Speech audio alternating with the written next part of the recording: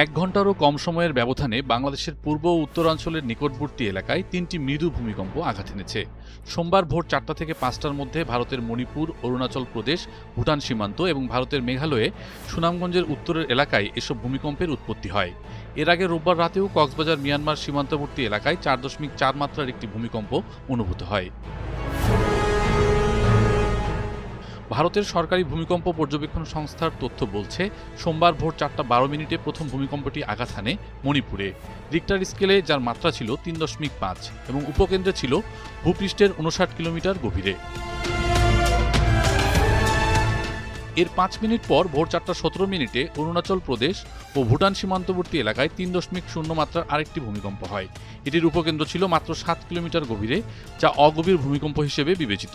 সবশেষে ভোর ৫টা ৫ মিনিটে সুনামগঞ্জ জেলার উত্তরে ভারতের মেঘালয় রাজ্যে ২.৯ মাত্রার আরেকটি ভূমিকম্প আঘাত হানে। প্রতি সপ্তাহে সর্বোচ্চবার বিকাশ পেমেন্টে ৫০ জন হবেন পেমেন্ট চ্যাম্পিয়ন। জিতে নিন টিভি সহ আকর্ষণীয় সব প্রাইজ। এর উপকেন্দ্র ছিল ভূপৃষ্ঠ থেকে ১০ কিলোমিটার গভীরে।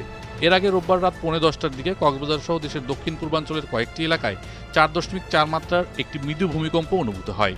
ভূমিকম্পটির উৎপত্তিস্থল ছিল কক্সবাজার মিয়ানমার সীমান্তবর্তী এলাকায়, তবে তাৎক্ষণিকভাবে কোনো হতাহত বা ক্ষয়ক্ষতির খবর পাওয়া যায়নি। সাম্প্রতিক সময়ে দেশে একের পর এক মৃদু ও মাঝারি মাত্রার ভূমিকম্প অনুভূত হয় নতুন করে উদ্বেগ তৈরি হয়েছে। গেল ২২ জুন রাজধানী ঢাকা ও আশপাশের এলাকায় ৪.৪ মাত্রার একটি ভূমিকম্প অনুভূত হয়।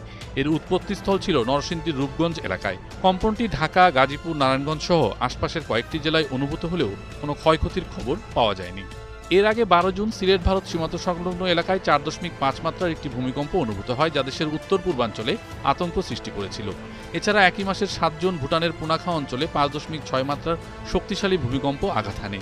এর কেন্দ্রস্থল বাংলাদেশের বাইরে হলেও ঢাকাসহ দেশের বিভিন্ন এলাকায় এর কম্পন অনুভূত হয়।